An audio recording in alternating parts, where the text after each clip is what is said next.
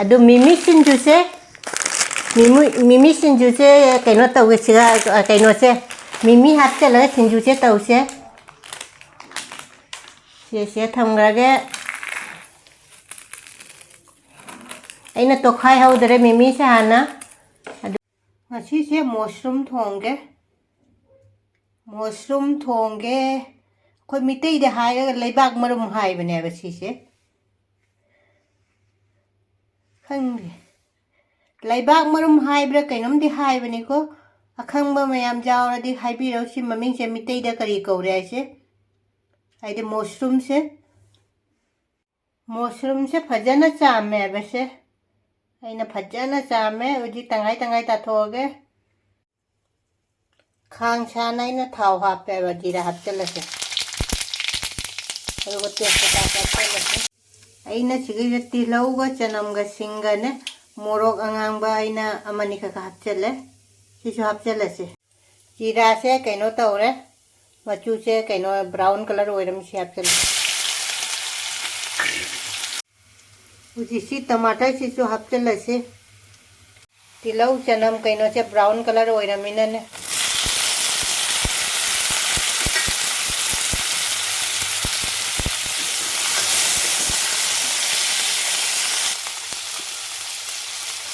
थुम से हापचलसी थुम खामें चंबी हापते थुम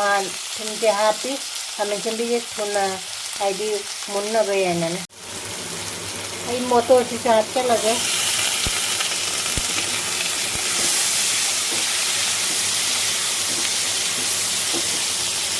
यहाँ मुंगोगे अने जैंगा जीरागा हापे फटीको मुकुब लेतरेबा दुम गरम मसाला हापनी होरे मशरूम से हापचलसी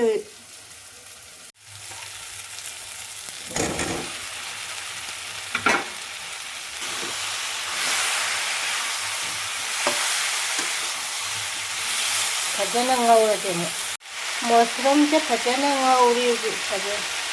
गौरागे गरम मसाला हापचलसे गरम मसाला हुजिक्सी फदिगोमुक थासे घी खरा हापचनसे घी हाप हावबनेबा कइनोदा मशरूम थोंबदने घी खरा हापचनसे घी हापगा मशरूम थोंबो जम हावबने फजबना लोरे मशरूम थोंबसे इना घी खरा हापचले सि जम हावबने मशरूम थोंबदा घी समाइना हापसे मशरूम थोंबसे हावगदा मानबा जेहो मैं फदिगोम हापचलसे लोरे मशरूम थोंबा फदिगोम हापचले लोरे मशरूम थोंबा से लोरे जेरुम आमलेट हौरे सिना सिंजू तौगे उमोरोक सिमा हापगा सिंजू तौगे उमोरोक सिमा हापगा ngasiगी मथेल से जेरुम आमलेट लेरे दुगई कोनबई कोबी मनाताबी लेरे जोंचाक लेरे सिगना सिंजू लेरे सिगना मशरूम लेरे मशरूम थोंबा सिगा चमथोंग लेरे मयाम पुनमक इमा इंदोसा काका इपल इचे इबुंग पुनमक रेखाना हन्नना खोरमजरी हानादगी जेंबिरिबा इचिनाव पुनमकसु अनौबा चंबिरकपा इचिनाव पुनमकसु रेखाना हन्ना थागतजरी ngasi अनौबा मुकबांग अमा पुरा लाए ngasiगिसे मशरूम थोंबनिको अखोय सिसे उएल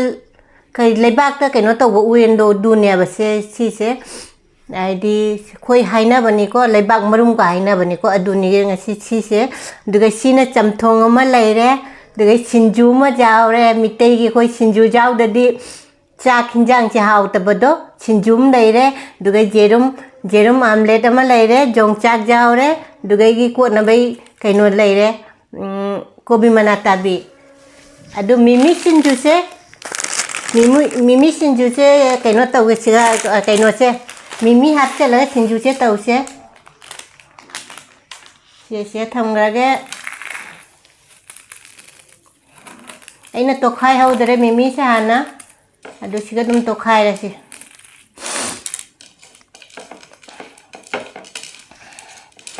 ꯗꯦꯜꯂꯤꯗ ꯌꯥꯝ ꯏꯪꯉꯦꯕ ꯍꯧꯖꯤꯛ ꯗꯦꯜꯂꯤꯗ ꯏꯪꯅ ꯈꯨꯏꯪꯁꯦ एकदम ꯑꯩꯈꯣꯏꯁꯦ ꯀꯩꯅꯣ ꯇꯧꯗ꯭ꯔꯦ ꯏꯪꯉꯦ ꯑꯗꯣ ꯂꯥꯏꯒꯤ ꯍꯥꯟꯅ ꯀꯠꯍꯧꯔꯁꯤꯀꯣ ꯁꯤ ꯂꯥꯏꯒꯤ ꯆꯝꯊꯣꯡ ꯃꯨꯁꯔꯨꯝ ꯊꯣꯡꯕ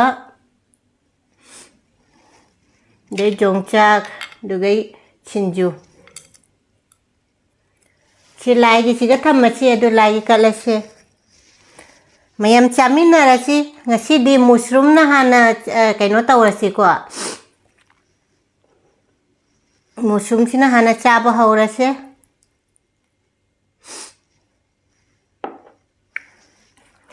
ꯃꯌꯥꯝ ꯃꯨꯁꯔꯨꯝ ꯑꯣꯏꯅ ꯏꯜꯂꯛꯑꯒꯦꯀꯣ ꯂꯥꯏ ꯀꯠꯈ꯭ꯔꯕꯅꯤꯅ ꯁꯦ ꯃꯌꯥꯝ ꯃꯨꯁꯔꯨꯝ ꯆꯥꯕ ꯍꯧꯔꯁꯦ ꯆꯥꯃꯤꯟꯅꯔꯁꯤ ꯆꯥꯔꯒ ꯍꯥꯏꯔꯛꯀꯦ ꯍꯥꯎꯕ꯭ꯔꯥ ꯍꯥꯎꯇ꯭ꯔꯥ ꯍꯥꯏꯁꯦ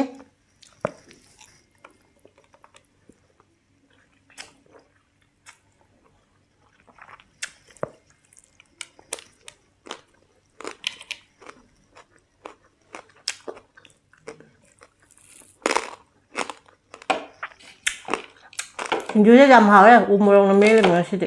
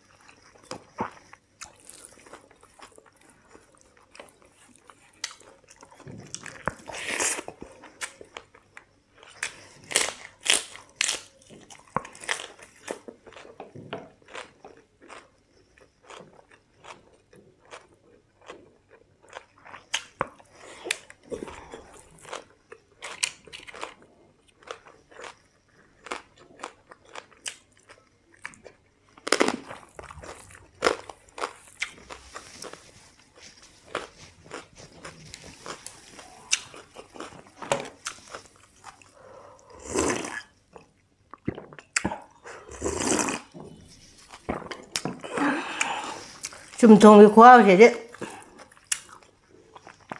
ꯃꯨꯁꯔꯨꯝ ꯊꯣꯡꯕꯁꯤ ꯌꯥꯝ ꯍꯥꯎꯋꯦ ꯂꯣꯏ ꯍꯩꯖꯤꯜꯂꯒ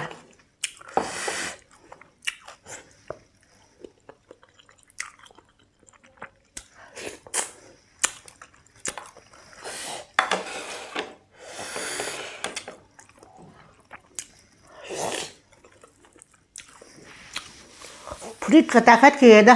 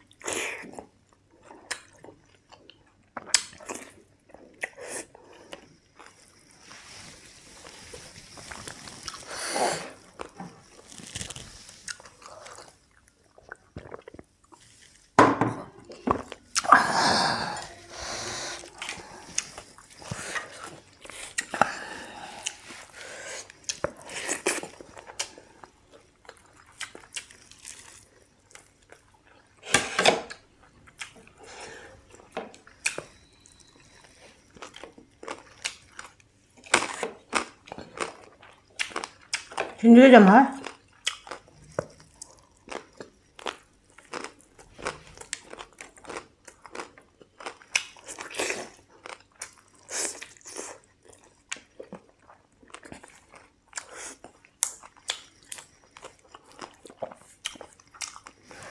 Ngasidinya piga ini pizza ama data dum hanjan na ilda ira igona pizza jam purak tabana lai taba chiga aduna chi pizza kaino se muga ki kaino se dum kaino in challe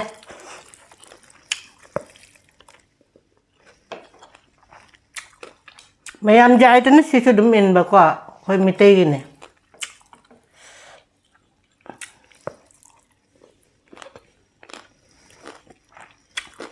igona di bet ka mendi du jam lakta ba uyosu kut masa mangari mana de dana aduna jam na bu amba lakte ne amani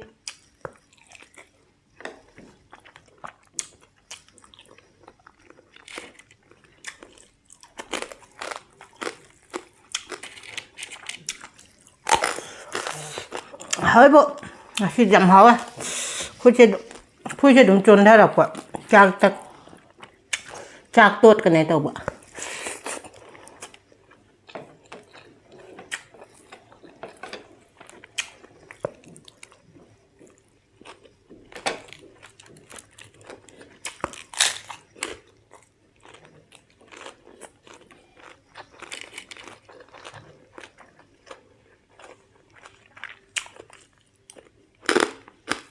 rong trăng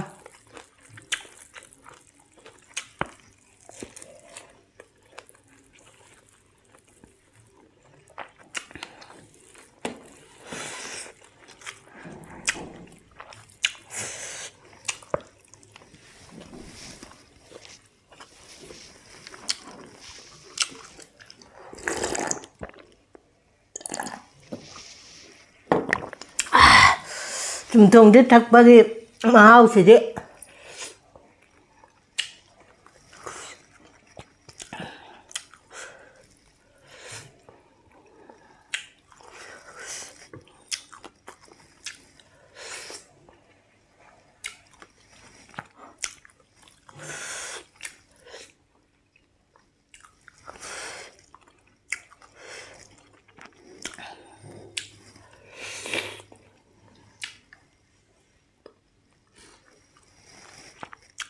Tharoy chứ phẳng để nó tôi mẹ bật tharoy anh là tharoy chứ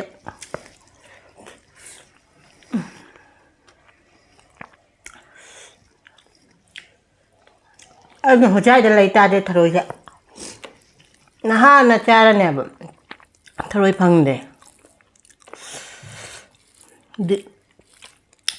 Delhi đã lấy cho cô cha nên bà po chỉnh jam bà cha bà anh bà đã phẳng rồi mà này cô mi tây cô chỉnh ra chỉnh chứ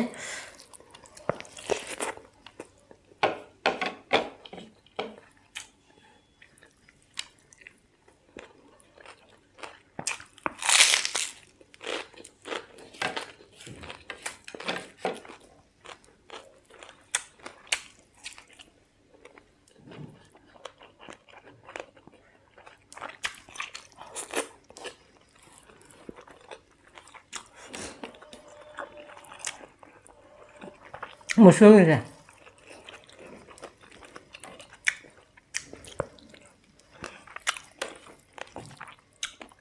uyen da cuma ya ma kai no lay kwa khoi di charu uyen am chu lay kwa uyen du jam gane ne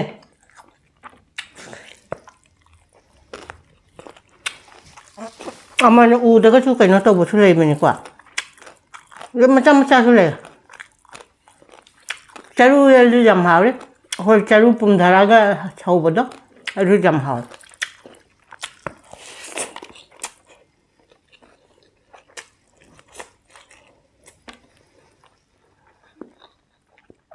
umur tu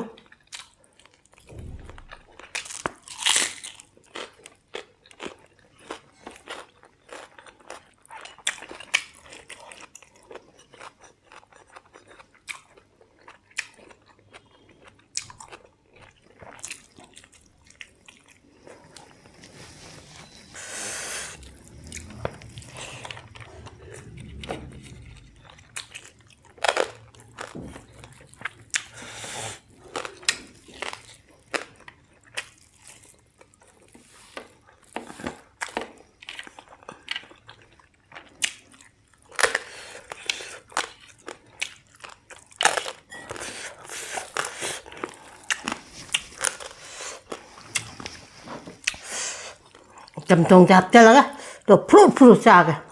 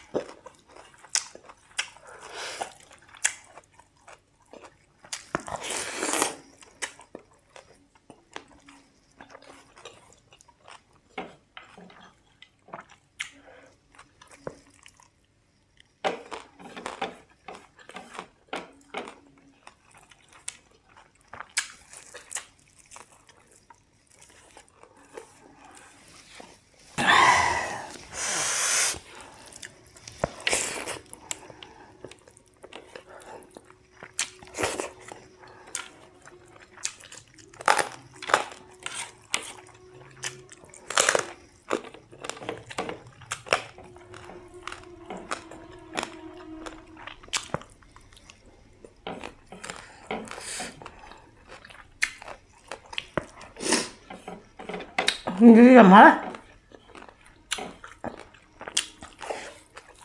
부모님만 넘치는 좀 하고.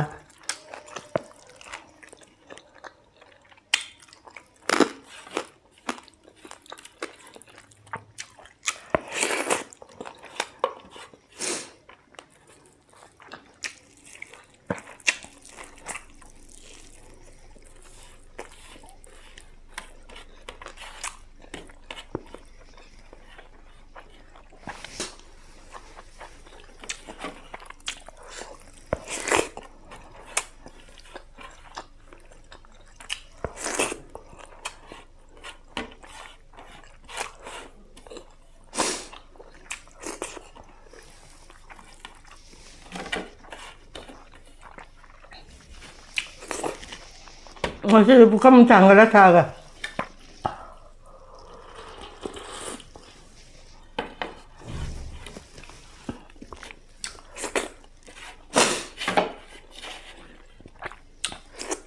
Sendiri mau saya.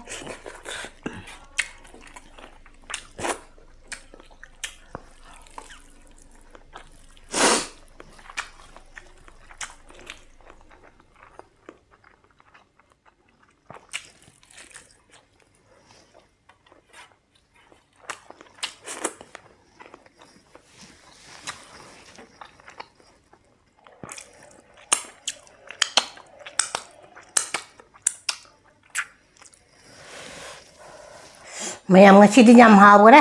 chamthong nu khwa du ne mushroom ge khwa mang ne te sinju mimi sinju dunga jong chagam jaw re jerum amlet am jaw re de gobi ko na bai du khwa ma ta re ngasi di nyam hawa re mayam pa chi ga ne chumthong acha ba don jerum ne amlet de ai acha ba du cha ba khwa ma ta re ngasi me इसिना पुनः मग आइगे सोइबसे दम हाइबिराव आइदम इसिना उनाइगी video से जेंबी बतारसु subscribe like share तो सनबिरमो मथंग आहा उपम थोंगागे आहा उपम चारा ngasi सिगा थमे bye.